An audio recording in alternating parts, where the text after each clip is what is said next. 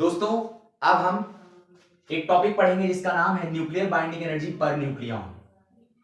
बात करते हैं कि बाइंडिंग एनर्जी का जब कॉन्सेप्ट हमारे पास है तो फिर nuclear binding energy per nucleon की क्या जरूरत है। बच्चों, न्यूक्लियर फिजिक्स का सबसे अच्छा कॉन्सेप्ट और सबसे कारगर और सबसे सक्सेसफुल कॉन्सेप्ट अगर कोई आया है तो वो nuclear binding energy per nucleon है। क्योंकि हमें हर एक न्यूक्लियस की बाइंडिंग एनर्जी नहीं पता है और ना हम हर एक न्यूक्लियस की बाइंडिंग एनर्जी निकाल सकते हैं। हमारे टाइप में कुछ ऐसे न्यूक्लियस होते हैं जो कि लाइटर न्यूक्लियाई एटम होल्ड करते हैं और कुछ हैवी न्यूक्लियाई एटम होल्ड करते हैं। इन दोनों में किसी एक पर्टिकुलर की बाइंडिंग एनर्जी निकालना पॉसिबल नहीं था। बाइंडिंग एनर्जी का सीधा कॉन्सेप्ट यही कहता है कि बाइंडिंग एनर्जी में हम उनके अंदर मौजूद न्यूक्लियॉन्स को, जो न्यूक्लियस के अंदर मौजूद न्यूक्लियॉन्स हैं, उन्हें सेपरेट करते हैं।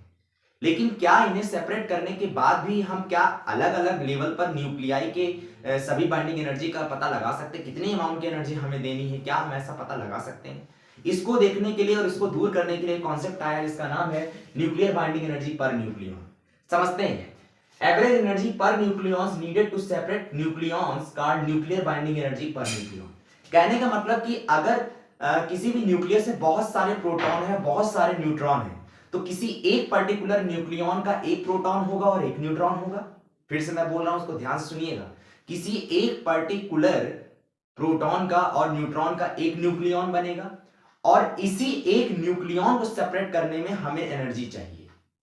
तो हम क्या करेंगे कि हम ये जानना चाहते हैं कि किसी भी न्यूक्लियस के अंदर जो न्यूक्लियॉन्स मौजूद हैं उसमें बहुत सारे न्यूक्लियॉन्स होंगे, बहुत सारे न्यूक्लियॉन्स के पेयर होंगे, लेकिन उन पेयर में किसी एक पर्टिकुलर न्यूक्लियॉन्स की अगर हम बाइंडिंग एनर्जी पता चल जाए या उन्हें हम बाइंडिंग एनर्जी दे दें और उन्हें सेपरेट कर दें और फिर हम देखें, तो इसी कॉन्सेप्ट को हम nuclear binding energy per nucleon का नाम दे सकते हैं। क्योंकि इतने सारे हैवी एटम हैं या इतने सारे लाइटर एटम हैं कि हम सारे न्यूक्लियॉन्स की बाइंडिंग एनर्जी निकालना पॉसिबल नहीं है।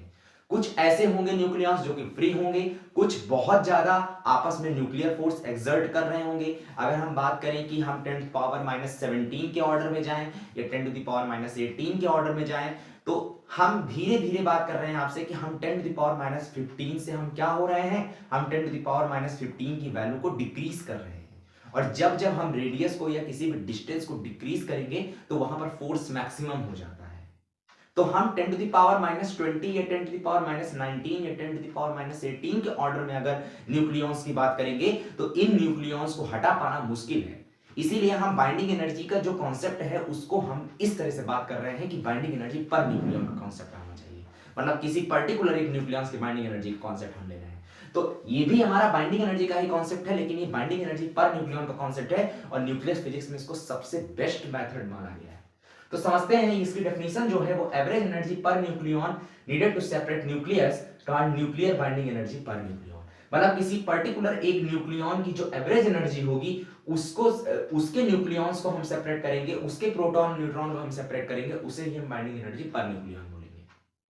अब बहुत सारी बुक्स में ये ग्राफ दिया होता है, इस ग्राफ को आप ध्यान से समझिए। यहां पर जो हम देख सकते हैं, अगर हम यहां पर देखें कि ये जो हमारी हॉरिजॉन्टल लाइन दिख रही है, ये वाली जो हमारी क्या कहते हैं वर्टिकल लाइन दिख रही है, इस हॉरिजॉन्टल लाइन में हम जानते हैं कि ये एक्स एक्सिस में हम बना देते हैं और इसको हम बना देते हैं वाई एक्सिस। ठीक है बच्चों, अब हम इस लाइन को देखते हैं कि इस लाइन में जो हमारा 0 से एक्स एक्सिस पे है, यहां पर हम मास नंबर को डिनोट कर रहे हैं और यहां पर हम क्या डिनोट कर रहे हैं, बाइंडिंग एनर्जी पर न्यूक्लियन को डिनोट कर रहे हैं। और बाइंडिंग एनर्जी पर न्यूक्लियन का जो फॉर्मूला होता है उस पर्टिकुलर न्यूक्लियन की बाइंडिंग एनर्जी और जो उस न्यूक्लियस का एटॉमिक मास है उससे अगर आप उसको डिवाइड कर देंगे तो आप बाइंडिंग एनर्जी पर न्यूक्लियन की वैल्यू जान जाएंगे। मतलब किसी एक न्यूक्लियन की बाइंडिंग एनर्जी और उसके मास नंबर से उसे अगर हम डिवाइड कर दें तो हम यहाँ पर बाइंडिंग एनर्जी पर न्यूक्लियन का कॉन्सेप्ट देख सकते हैं। तो आप इसकी जगह ये भी लिख सकते हैं कि binding energy divided by its mass number is called binding energy per nucleon, ऐसा भी आप कह सकते हैं। अब चलिए इस ग्राफ में देखते हैं। इस ग्राफ में आपको दिख रहा होगा कि यहाँ पर हमने हाइड्रोजन एटम का सिंबल बना रखा है जिसका मास नंबर 2 है। यहाँ पर हमने लिथियम बना रखा है जिसका मास नंबर 6 है। यहाँ पर हमने हीलियम बना रखा है, यहाँ पर हमने बोरॉन बना रखा है, यहाँ पर हमने आयरन बना रखा है और यहाँ पर हमने यूरेनियम बना रखा है। आपको एक बात इस कॉन्सेप्ट में ये बताना चाहता हूँ इस वीडियो में कि जो यूरेनियम है वो बहुत ही हैवीएस्ट एलिमेंट है नेचर का। नेचर का सबसे हैवीएस्ट एलिमेंट अगर कोई है तो वो यूरेनियम है। और इस न्यूक्लियर फिजिक्स में यूरेनियम का बहुत बड़ा रोल है, मैं आपको बताऊंगा कहां पर है। और इस समय रूस और यूक्रेन के युद्ध में भी कहीं ना कहीं अगर बात करें तो यूरेनियम का बहुत बड़ा रोल है। तो आप पहले इस कॉन्सेप्ट को समझ लीजिए, फिर हम आपको बताएंगे यूरेनियम का कहां और कैसा रोल है। तो बच्चों इस ग्राफ में मैं ये बताना चाहता हूं, मैंने आपसे कहा कि न्यूक्लियर बाइंडिंग एनर्जी पर न्यूक्लियॉन का कॉन्सेप्ट तब आया जब हैवी न्यूक्लियाई और लाइट नियूक्लियाई में बाइंडिंग एनर्जी को कैलकुलेट कर पाना मुश्किल था। तो इस कंडीशन पे हम देख रहे हैं कि हमारा ये जो आप ग्राफ देख रहे हैं, ये जो आप पॉइंट देख रहे हैं, ये पॉइंट, ये जो पॉइंट आप देख रहे हैं, थोड़ा सा ये पॉइंट आप देख रहे हैं, तो ये जो ग्राफ हमारा जा रहा है, ये ग्राफ हमारा कुछ ये बता रहा है कि लाइटर न्यूक्लियाई की तो बाइंडिंग एनर्जी बढ़ रही है, लाइटर न्यूक्लियाई के लिए बाइंडिंग एनर्जी बढ़ रही है, और यहां पर मास नंबर पहले 2 है, फिर 6 है, फिर 11 है, फिर 59 है। तो कहने का मतलब जब मास नंबर बढ़ रहा है, अभी के इस जगह पे इतने रीजन में अगर बात करें तो इतने रीजन में मास नंबर बढ़ रहा है, मास नंबर बढ़ रहा है, और मास नंबर के साथ साथ क्या बढ़ रहा है, बाइंडिंग एनर्जी पर न्यूक्लियॉन बढ़ रहा है। तो कहने का मतलब ये ग्राफ ये बता रहा है कि लाइटर न्यूक्लियाई के लिए बाइंडिंग एनर्जी पर न्यूक्लियॉन क्या है, बढ़ रहा है, और बढ़ने के बाद फिर धीरे धीरे क्या हुआ, घट गया।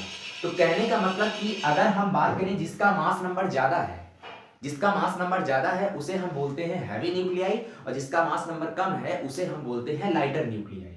तो लाइटर न्यूक्लियाई का बाइंडिंग एनर्जी पर न्यूक्लियॉन तो बढ़ रहा है, लेकिन धीरे धीरे बढ़ने के बाद अब वो घट रहा है। ऐसा क्यों हुआ? ऐसा इसलिए हुआ बच्चों, इसे हम दो कॉन्सेप्ट से समझेंगे, दो कॉन्सेप्ट से समझेंगे। देखिए जिंदगी में या दुनिया में कोई भी व्यक्ति अगर बहुत ज्यादा स्टेबल हो जाता है तो वो चाहता है कि हम अब स्टेबल ना रहे, थोड़ा हम बंध जाए, और अगर कोई व्यक्ति क्या कहते हैं बंधा हुआ है तो वो चाहता है कि हम स्टेबल हो जाए। हमारी लाइफ में आसपास जितनी भी चीजें हम देखते हैं उसमें ये देखते हैं कि अगर हमारे पास बहुत ज्यादा पैसा है तो हम पैसे से बहुत चीजें खरीदने की कोशिश करते हैं, और अगर हमारे पास पैसा नहीं है तो हम कहते हैं हमारे पास पैसा आ जाए। कहने का मतलब यहाँ पर 100 बात की एक बात अगर हम बात बताएं तो हमारा मन क्या है, चंचल है। उसी तरीके से अगर मन चंचल है तो उसी तरीके से फिजिक्स में कॉन्सेप्ट भी चंचल है, इसका नाम है बाइंडिंग एनर्जी पर न्यूक्लियॉन। यहाँ पर जितने ही हमारे न्यूक्लियाई एटम है उन सारे न्यूक्लियाई एटम में बहुत सारे ऐसे हैं जो कि सेपरेट होना चाहते हैं। सेपरेट का मतलब न्यूक्लियस के अंदर मौजूद जो प्रोटॉन है या न्यूक्लियस के अंदर मौजूद जो न्यूट्रॉन है उनसे बनता न्यूक्लियॉन है, और ये न्यूक्लियॉन बाइंडिंग एनर्जी लेके सेपरेट भी होना चाहते हैं, और वही बाइंडिंग एनर्जी लेके ये क्या होना चाहते हैं, ये पैक भी होना चाहते हैं। तो सबसे पहले बात करते हैं लाइटर न्यूक्लियाई की। लाइटर न्यूक्लियाई क्या करता है, लाइटर न्यूक्लियाई ये चाहता है कि हम हैवी न्यूक्लियाई में कन्वर्ट हो जाए। कहने का मतलब वो चाहता है कि अगर लाइटर न्यूक्लियाई के पास प्रोटॉन और न्यूट्रॉन कम है तो कहीं से बाइंडिंग एनर्जी लेके उसके प्रोटॉन और न्यूट्रॉन इसके पास आ जाएं। जैसे मान लीजिए मैंने कहा आपसे कि एक प्लेट में 4 आलू है, तो एक प्लेट में 4 आलू का वजन बहुत कम है, लेकिन अगर मान लीजिए दूसरे प्लेट से भी हम 4 आलू उठाकर उसी प्लेट में रख दें जहां पर पहले 4 आलू रखे थे, तो उस प्लेट का या उस आलू का जो वजन होगा वो बढ़ जाएगा। तो उसी तरीके से यहां पर भी हम बात करते हैं कि ये जो लाइटर न्यूक्लियाई है, ये लाइटर न्यूक्लियाई चाहता है कि हम किसी एक ऐसे लाइटर न्यूक्लियाई से जाकर मिल जाएं कि हमारे पास ज्यादा से ज्यादा नंबर ऑफ प्रोटॉन और ज्यादा से ज्यादा नंबर ऑफ न्यूट्रॉन आ जाए। तो जब पहले ये लाइटर न्यूक्लियाई था तो इसका बाइंडिंग एनर्जी क्या था, कम था, लेकिन अब हमने क्या किया कि जैसे ये लाइटर न्यूक्लियाई किसी दूसरे लाइटर न्यूक्लियाई से जाना चाहेगा तो वो बाइंडिंग एनर्जी हम उसको देंगे, और जब बाइंडिंग एनर्जी देंगे तो इस दौरान इस रिएक्शन में यहां पर ये क्या करेगा, ये एक दूसरी एनर्जी रिलीज करेगा, एक एनर्जी रिलीज करेगा ड्यूरिंग द रिएक्शन। जो रिएक्शन होगी उसमें एनर्जी रिलीज करेगा। लेकिन तब हैवी न्यूक्लियाई की बाइंडिंग एनर्जी हम मान के चल रहे हैं क्या है, बी डैश है। किसी भी न्यूक्लियस की अपनी बाइंडिंग एनर्जी होती ही होती है।